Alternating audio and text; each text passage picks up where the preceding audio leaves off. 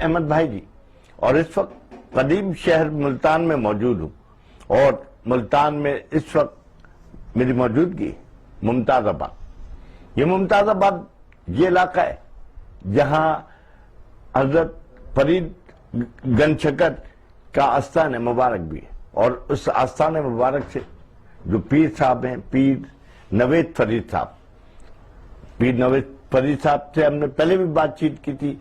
یہاں 100 من کی دیگ جو ہے چڑھائی جاتی ہے، اور 100 من کی دیگ 5 مواقعوں پر یہ لنگر تقسیم ہوتا ہے۔ لیکن پیر نوید صاحب جو ہے ایک بڑی پہنچی ہوئی شخصیت ہیں، اور انہوں نے جو یہاں زیارت کا ماحول کر رکھا ہے، تو یہاں غار حرا سے لے کر کے پتھر سے لے کر خانہ کعبہ کے غلاف کے ٹکڑے، حضرت عثمان غنی کے قبر مبارک کے پتھر، اس طرح کے بہت ساری چیزیں جمع کر رکھی ہیں جہاں جن کا باقاعدہ طور پر زیارت کا سلسلہ کنٹینیو جاری ہے ایک طویل عرصے۔ ابھی پیر نوید فرید صاحب ہمارے ساتھ موجود ہیں، یہ ہمارے لیے بڑے اعزاز کی بات ہے۔ تو ہم پیر نوید فرید صاحب سے بات کریں گے کہ آخر وہ یہ روحانیت کی جانب کب آئے، اور روحانیت کا سفر کیسے شروع ہوا، اور یہ جو زیارت گاہ انہوں نے بنا رکھی ہے یہ کب سے قائم ہے، اور اس کے علاوہ زیارت گاہ کے علاوہ لنگر کا سلسلہ جو انہوں نے شروع کیا ہے، یہ سلسلہ کب سے شروع ہوا ہے، ہر سال 5 مواقعوں پہ جو دیگیں تیار ہوتی ہیں وہ کتنے لوگوں میں تقسیم ہوتی ہیں، اور کہاں کہاں سے لوگ وہ لنگر یا تبرکات لینے کے لیے آتے ہیں۔ تو میری بات ہوگی پیر نوید فرید صاحب سے۔ پیر نوید فرید صاحب، سب سے پہلے تو میرا سوال آپ سے یہ ہے کہ روحانیت کا سفر کب کیسے شروع ہوا؟ جی الحمدللہ، جیسے کہ روحانیت کے 3 درجات ہیں۔ ایک درجہ جو ہے عطائی ہے، دوسرا درجہ جو ہے وہ آپ کو مرشد کی نظر کرم سے جو ہے وہ ملتا ہے، اور ایک پیدائشی ولی اللہ ہے۔ تو جو الحمدللہ ہمارے پاس موجود ہے تو یہ تو ہمیں عطائی دیا گیا ہے، اور یہ خواجگان خواجہ معین الدین چشتی اجمیری، حضرت خواجہ فرید الدین مسعود گنج شکر رحمۃ اللہ علیہ، خواجہ قطب الدین بختیار کاکی، نظام الدین اولیاء رحمۃ اللہ علیہ، جیسے کہ ابھی آپ نے بتایا کہ تبرکات کا سلسلہ، تو اللہ رب العزت نے قرآن میں فرمایا ہے کہ الصفا والمروہ من شعائر اللہ، اللہ کی نشانیاں۔ تو جو چیز اللہ رب العزت کے محبوب بندوں کی وہ نشانیاں ہوئی، اور ان نشانیوں نے آپ کو فیض پہنچایا۔ اب حج کے رکن میں جو ہے شعائر اللہ ہیں، صفا اور مروہ، ان کا دوڑنا صحیح کرنا ہے۔ تو جو عطا کی گئی ہے ہمیں روحانیت، تو وہ عطائی ہے جو مرشد کی نظر کرم سے عطا کی گئی ہے الحمدللہ۔ تو میرے پاس جو روحانیت ہے وہ عطا کی گئی ہے، اور الحمدللہ اسے گزشتہ 30 سال ہو چکے ہیں۔ تو آپ لوگوں کی دعاؤں سے اس سلسلے کو جاری و ساری رکھا گیا ہے۔ تو انہی روحانیت کے ساتھ ہمیں یہ تبرکات بھی عطا کیے گئے، جس کے اندر آپ کو ماشاءاللہ یہ مصحف سیدنا عثمان غنی رضی اللہ تعالیٰ عنہ، دیگر غار حرا، غار ثور، اور غلاف کعبہ، احرام کعبہ، پھر اس کے ساتھ حضرت نظام الدین اولیاء رحمۃ اللہ علیہ کا عصائے مبارک، حضرت نظام الدین اولیاء کے جو کشکول مبارک اور جبہ مبارک، یہ ساری چیزیں جو ہیں ہمیں الحمدللہ تبرکات جو ہیں خاندانی طور پر چلے آ رہے ہیں، اور ابھی تک موجود ہیں، اور اس سے لوگوں کو مستفیض کیا جا رہا ہے۔ پھر دیگر جو ہے خواجگان دیگے خواجگان، حضرت خواجہ معین الدین چشتی اجمیری رحمۃ اللہ علیہ کی پہلی دیگ حضرت خواجہ کی اجمیر شریف میں جو کہ 500 من ہے، اور دوسری دیگ جو ہے پاکستان میں دیگے خواجگان یہیں پر آستان فریدیہ پر موجود ہے، تو یہ بھی 500 من ہی ہے، لیکن آپ کے احترام میں جو ہے اس کے کڑے کو 6 انچ چھوٹا رکھا گیا ہے۔ تو الحمدللہ اس سلسلے کو ہم کوشش کر رہے ہیں کہ آگے پھیلائیں، کہ جو خانگاہی نظام چلانا چاہتے تھے، جو خواجگان کے سلسلے میں چلا رہے ہیں، کہ جب آپ ولی اللہ بنتے ہیں تو ولی اللہ کا مطلب ہے ید اللہ، تو اللہ کے ولی کا ہاتھ یوں نہیں ہے، اس کا ہاتھ یوں ہے۔ تو الحمدللہ آپ یہاں پر بھی واقفیت بھی ہے، ہر چیز ہے آپ جانتے ہیں۔ تو ہم آستانوں کو اس طریقے پر لے کے جانا چاہتے ہیں جو کہ گزشتہ کئی سالوں سے تھے۔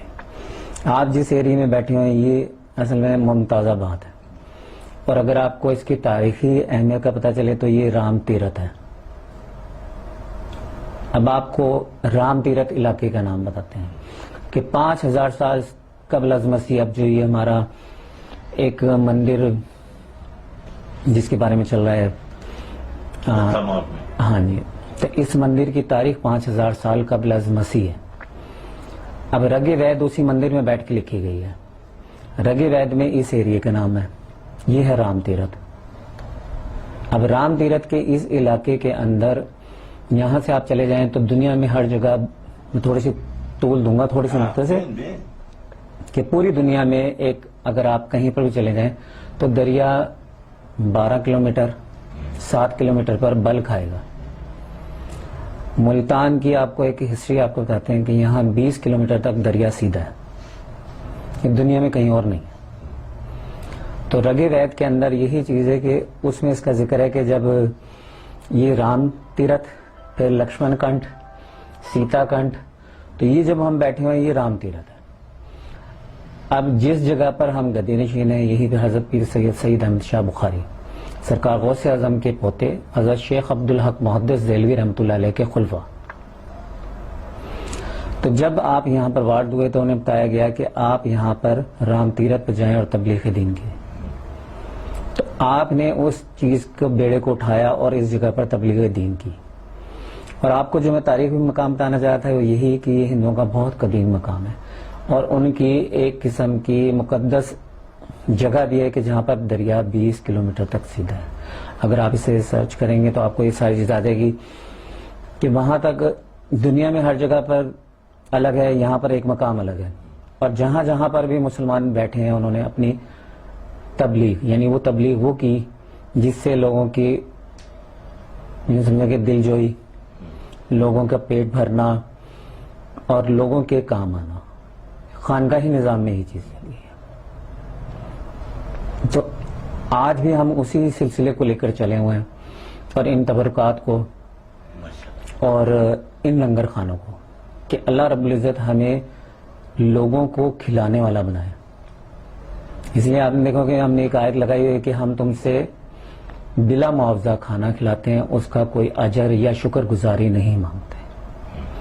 ہم مولا کائنات حضرت علی کرم اللہ وجہہ کی شان میں 17 آیتیں قرآن میں نازل ہوئی ہیں. اب 17 آیتیں کس لیے نازل ہوئی ہیں؟ کہ آپ لوگوں کو کھانا کھلاتے ہیں. اچھا اب لوگوں کی بات آتی ہے، کیا مسلمانوں کو نہیں، غیر مسلم کو. تو اللہ رب العزت نے کہ رسول اکرم صلی اللہ علیہ وسلم سے کسی نے دریافت کیا اسلام کیا ہے، تو آپ صلی اللہ علیہ وسلم نے فرمایا کہ کھاا کھلاؤ اور سلام کرو، جسے جانتے ہو جسے نہیں جانتے.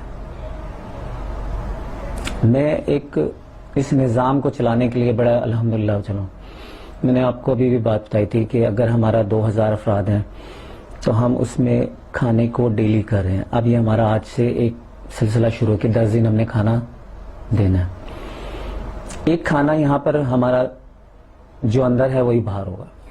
وی آئی پی یعنی وی آئی پی وغیرہ جو فرسٹ کلاس اکانومی کلاس یہ کچھ نہیں ہے. جو اندر ہے وہی باہر ہے، جو باہر ہے وہی اندر ہے.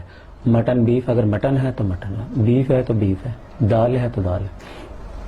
لیکن بڑا مجھے افسوس اس چیز پر ہے کہ ہمارے خاندانے جتنے بھی ہیں خانگاہی نظام، اس میں ہم نے جب جا کر کھانے کو دیکھا تو وی آئی پی الگ ہے اور تھرڈ کلاس الگ ہے. تو بس اس چیز پر رہتا ہے. پھر صاحب میں ایک سوال کر رہا ہوں، آپ نے ماشاءاللہ تاریخ پہ مدلل گفتگو کی اور آپ نے کہا کہ اس علاقے کا نام رام تیرتھ، تو کیا کوئی ایسی ہندوؤں کی یادگار اس علاقے میں موجود ہے؟ جی جی. اچھا میں نے آپ کو یہ بتایا نا، رام تیرتھ، لکشمن کنٹھ، سیتا کنٹھ، یہ مندر آج بھی موجود ہیں. آپ اگر ابھی تو آپ تھے جلدی میں، تو یہ جو ہمارے بیک پہ چلے جائیں گے یہ ہے لکشمن کنٹھ. رام تیرتھ میں ہم بیٹھے ہوئے ہیں، یہ مندر ہے پیچھے. اس کے بالکل ساتھ چلے جائیں گے تو یہ لکشمن کنٹھ مندر وہ بھی موجود ہے. آگے چلے جائیں گے سیتا کنٹھ مندر وہ بھی موجود ہے. اور جو میں نے آپ کو یہ 20 کلومیٹر ایک پورا بتایا نا، یہ تو پھر آپ ہماری ہسٹری کے اندر چلے جائیں گے.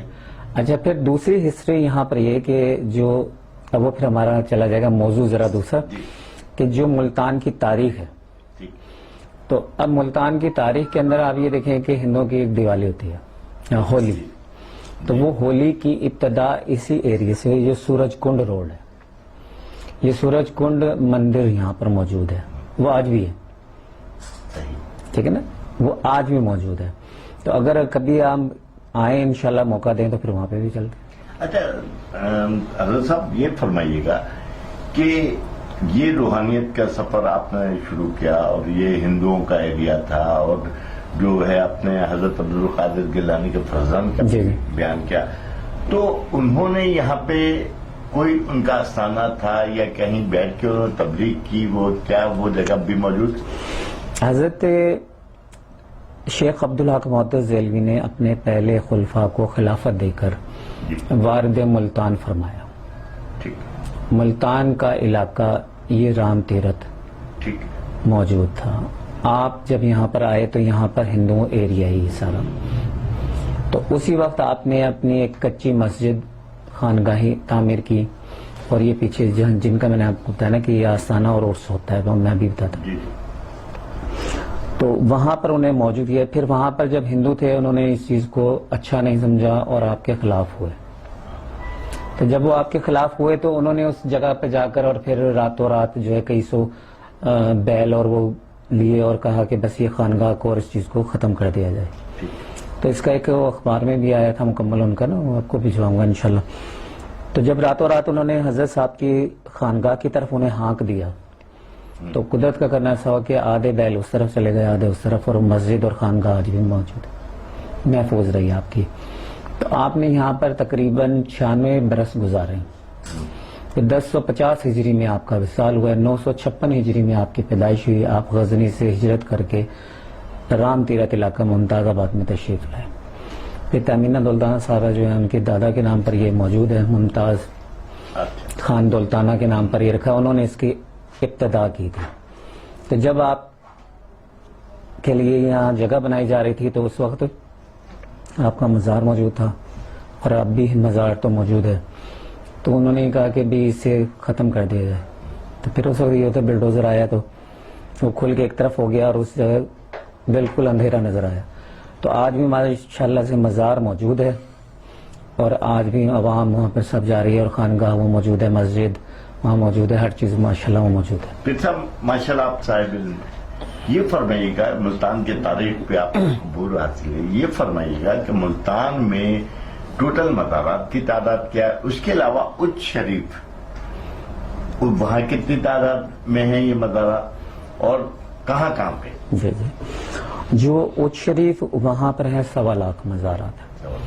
اچھا 1.25 لاکھ مزارات ہیں ٹھٹا مکلی جی، اور 1.25 لاکھ مزارات ہیں ملتان کے اندر، اور 1.25 لاکھ ہی اولیاء. تو اس لیے اسے یعنی 1.25 لاکھ مزار، 1.25 لاکھ اولیاء، وہاں پر 1.25 لاکھ مزارات ہیں. تو اس لیے حضرت شیخ عبدالقادر جیلانی رحمۃ اللہ علیہ آپ فرماتے ہیں ماں ملتان جنت اعلیٰ برابر است. آپ نے فرما دیا کہ میرا ملتان جنت اعلیٰ کے برابر ہے. تو اس روح سے ملتان کی اہمیت زیادہ ہے. تو دیگر یہ ہے کہ ایک سب سے بڑی معلومات آپ یہ دیکھ لیجئے گا کہ یعنی سب سے زیادہ اولیاء ملتان کے اندر ہے، یعنی 1.25 لاکھ مزار، 1.25 لاکھ اولیاء، 2.5 لاکھ. اب 1.25 لاکھ مزار اچ شریف، 1.25 لاکھ ٹھٹھا میں، لیکن وہاں پر اولیاء نہیں، یعنی جو حیات ہیں ان کا نہیں، جن کا وصال ہو چکا. اور ملتان کی تاریخ ایک بہت زبردست تاریخ اس لیے بھی ہے کہ ملتان نے 1.25 لاکھ ولی دیے، 1.25 لاکھ مزار دیے، لیکن کوئی بھی ملتان کا نہیں ہے، کوئی ملتان کا نہیں، سب ہجرت کر کے. سر ماشاءاللہ آپ جو اتنا نظام چلا رہے ہیں، خانقاہی نظام بہترین انداز سے چلا رہے ہیں، اس وقت یہ ہے کہ محکمہ اوقاف حکومت نے بنا رکھا ہے اور ان کا کام ہی دیکھ بھال کرنا ہے، درگاہوں وہاں جو ہے تقریبات کرانا ہے. لیکن دیکھنے میں یہ آیا ہے کہ اس کی جانب سے بڑی غفلت ہے. جی، خاص طور پہ ابھی ہم نے بی بی راستی، بی بی پاک دامن کے مزار مبارک پہ کیا، تو وہ فرناغہ کی شہزادی تھی. ہاں، فرغانہ فرقانہ. اچھا، اور سر شہزادی تھی، آج ان کے مزار مبارک کی حالت ہے مکمل طور پہ مخدوش ہو چکا ہے، کسی بھی وقت گر سکتا ہے. تو آپ کیا سمجھتے ہیں کہ محکمہ اوقاف جو ذمہ داریاں ہیں وہ پوری کر رہا ہے؟ جی، ابھی آپ نے یہاں سے آپ کو نا بتایا مخدوم رشید حقانی رحمۃ اللہ علیہ. تو مخدوم حقانی رحمۃ اللہ علیہ کے دربار پر جو اب ایک بہت بڑا عالم ہے کہ آپ کے ساتھ ہی بہاؤالدین ذکریہ ملتانی رحمۃ اللہ علیہ کا استقبال جو کیا ہے مخدوم رشید حقانی رحمۃ اللہ علیہ نے کیا، چچا زاد بھائی بھی ہیں. اور پھر سب سے بڑی بات یہ ہے کہ یہ حضرت صدیق اکبر کے پوتے ہیں. اب مخدوم رشید حقانی بہاؤالدین ذکریہ رحمۃ اللہ علیہ کے بہنوئی بھی ہیں اور سالے بھی ہیں. اب جو ان کے مزار کے لیے ہم یہاں سے گئے تو اوقاف کے لیے ہم نے انہیں کہا کہ اوقاف کام نہیں کروا رہا، یہ کام ہم کرواتے ہیں. تو جب ہم وہاں داخل ہوئے تو تمام مزارات بالکل منہدم ہو چکے تھے، یوں سمجھے کہ جو چیزیں بھی تھی وہ ختم ہو چکی تھی. تو پھر ہم نے انہیں کہا کہ ہم اوقاف کو کچھ نہیں کہتے، آپ ایسا کریں کہ آپ ہم اپنے ذاتی خرچے پہ ہم نے وہ سارا کام تعمیر کروا دیا. تو اب بھی یہی چیز تھا کہ بی بی راستی ان کے روزے پر اب جانے کے لیے ہم گئے تھے تو یہاں پر جو ایک وفد بیٹھا ہو نا، ایک تو اوقاف نہیں ہونے دیتا، پھر وہ وفد نہیں ہونے دیتا. اب حضرت دربار شاہ رکن عالم رحمۃ اللہ علیہ کی بیٹریز جو لگتی ہیں نا، مثلا 2 لاکھ روپے کی ہم نے لگوائی. میں ایک بات بتا، تھوڑی دیر بعد بندہ آتا ہے اور آ کے کہتا ہے کہ جی یہ اب ہم نے لگوانی ہے. کام بہت ہو رہا ہے. اب 25 لاکھ روپے جو آمدن ہے وہ ہے دربار شاہ رکن عالم کی سالانہ اوقاف میں، اور 3 لاکھ روپے سالانہ خرچ ہے. 22 لاکھ روپے کہاں ہے نا. پھر 18 سے 19 لاکھ روپے حضرت بہاؤالدین ذکریہ ملتانی رحمۃ اللہ علیہ کی آمدن ہے. تو ان کا 2.5 لاکھ روپے ہے. ابھی آپ کو اس کی ویڈیوز یہ وہ سارے دکھاتے ہیں. ہم نے کوشش یہ مکمل کی تھی کہ ہم خود اس چیز کو کام کریں، لیکن اوقاف توجہ نہیں دے رہی اور نہ ہی محکمہ توجہ دے رہا. اس کی بڑی اشد ضرورت ہے. سر بات یہ ہے کہ میں سمجھتا ہوں کہ محکمہ اوقاف ذمہ داریاں پوری نہیں کر رہے، اور جو آپ یہ رقم پیٹیوں کی بتا رہے ہیں چندے کی، میں سمجھتا ہوں یہ بہت کم رقم. حضرت عبداللہ شاہ غازی کی درگاہ سے 1 کروڑ روپے ہفتے کی پیٹی آتی. میں خود کاؤنٹنگ میں بیٹھا ہوں، آپ کو میں بتاؤں کاؤنٹنگ میں یہ صورتحال ہے، صرف چھوٹے نوٹ نظر آ رہے ہیں، بڑے نوٹ. تو یہ سب کیا ہے؟ اس کے میں وہی آپ کو عرض گزار ہوں کہ یہ لوگ جب بیٹھے ہوتے ہیں نا، ابھی کبھی آپ کو انشاءاللہ اس کے علاوہ آپ کو لے کے چلتے ہیں تو پھر آپ دیکھیں گے کہ یہ وہیں پر یعنی پیٹیوں میں جانے کی نوبت تو بعد میں ہی تو ہم نے وہ بتائی نا ایک موٹی موٹی، باقی یہ خود ہی اڑا رہے. اس کی بڑی اشد ضرورت ہے. اللہ رب العزت بس احسان فرمائے، لیکن ہمیں درباروں پر بہت بہت اشد ضرورت ہے. پھر خاص طور پہ میں نے یہ دیکھا کہ آپ نے جو مزارات پہ کام بھی کر رہا ہے، تو اب تک کتنے مزارات پہ آپ نے اپنے طور پہ کام کرایا ہے؟ اب آپ یہ دیکھ لیں کہ دربار شاہ رکن عالم بہاؤالدین ذکریہ ملتانی، حضرت موسیٰ پاک شہید، حضرت دربار جو مین مخدوم رشید حقانی مکمل طور پر، اور جو بیوی ہیں ادھر، اور ابھی جو ہم اس دربار پر گئے تھے یہاں پر، اور مساجد کے ان تمام تر چیزوں کے ہم نے بہت یعنی سمجھے کہ لاکھوں میں ہے. بالکل. اور ان چیزوں کو کرنے کے باوجود جب ہم جاتے ہیں تو پھر وہی چیز ویسے کی ویسی موجود ہوتی ہے. یعنی کہ اب ہم ایک کام کروا کے آئے ہیں اور اس کے بعد جب جا رہے ہیں تو پھر وہ کام ویسے کا ویسے کہ اب وہاں سے اگر ہم شاہ رکن عالم دربار ہیں تو وہاں پر ہم نے وہ پیڈ بچھوائے، پھر ہم نے کہا کہ ایک ماربل لگواتے ہیں، ہم نے ٹینکیاں رکھوائی ہیں، ہم نے یہ کولرز وغیرہ یہ ساری چیزیں کروا کے ہر چیز کو ہو گیا. لیکن اگر ہم 1 مہینہ گزارتے ہیں تو وہ چیز ویسے کی ویسے.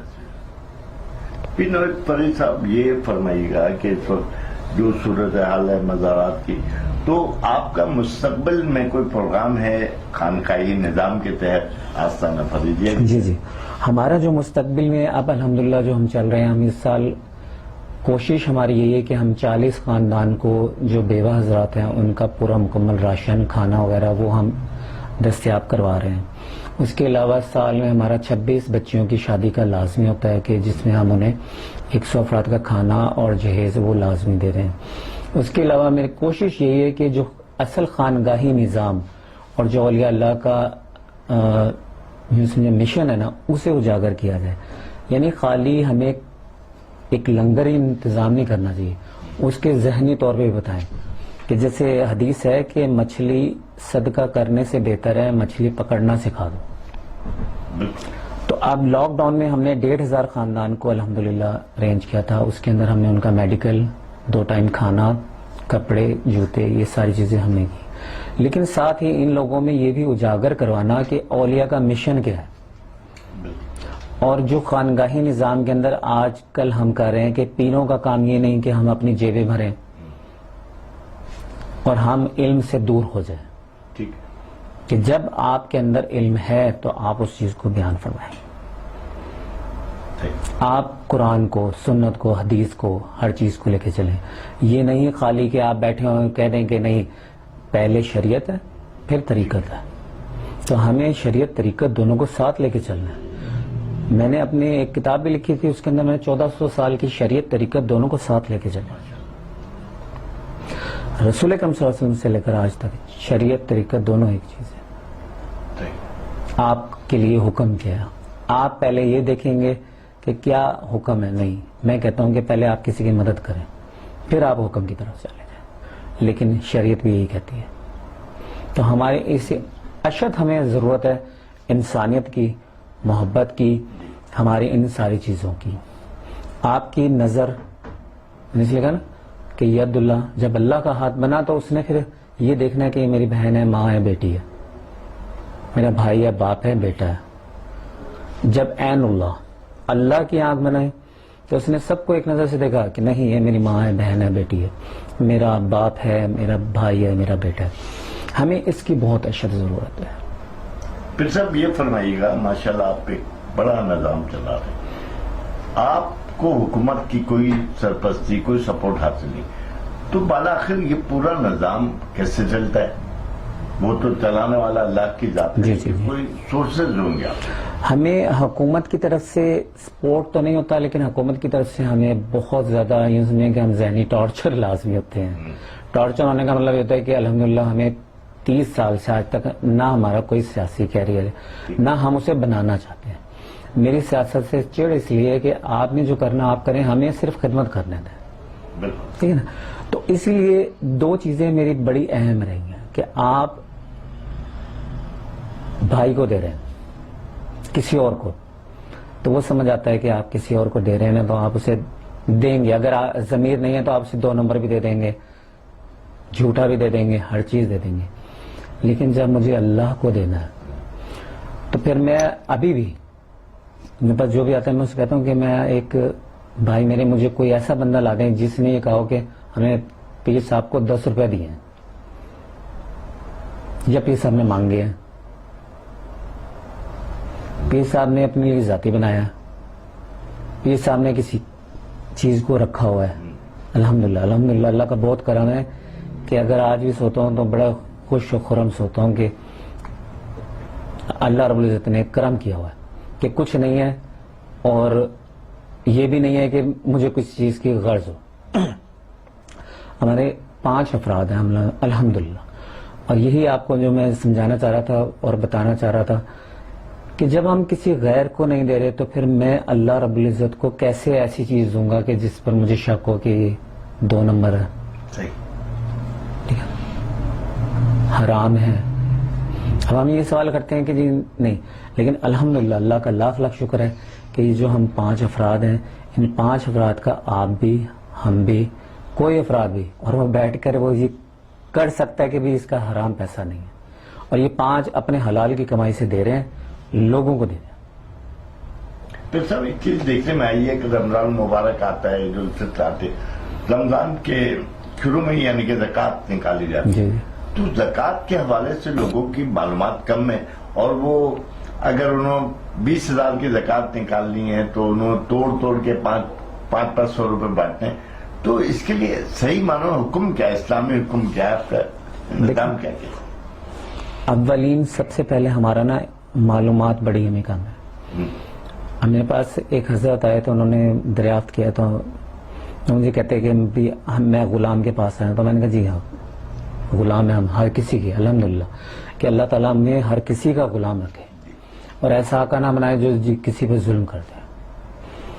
تو حضور سب سے پہلے تو آپ یہ دیکھیں کہ آپ کسی بھی پیر صاحب کے پاس, عالم کے پاس جائیے گا نا, اسے صرف ایک سوال کیجیے گا, وہ آپ کو اس کا جواب دے دیں تو میں مانتا ہوں. آپ پوچھیے گا کھانا کھانے میں فرض کتنے ہیں.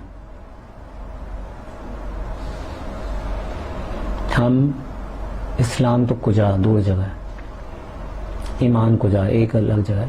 کھانا کھانے میں فرض کا ہی نہیں پتا, نہیں نا. تو حضرت صاحب جب کھانا کھانے کا فرض نہیں پتا تو پھر ہم کیا کر رہے ہیں؟ اس کا مطلب ہم حرام کھا رہے ہیں. کھانا کھانے میں بسم اللہ پڑھنا فرض ہے, کھانا کھانا فرض ہے, جان بچانے کے لیے کھانا کھانا فرض ہے. بڑے مختصر ہیں, حلال کھانا فرض ہے.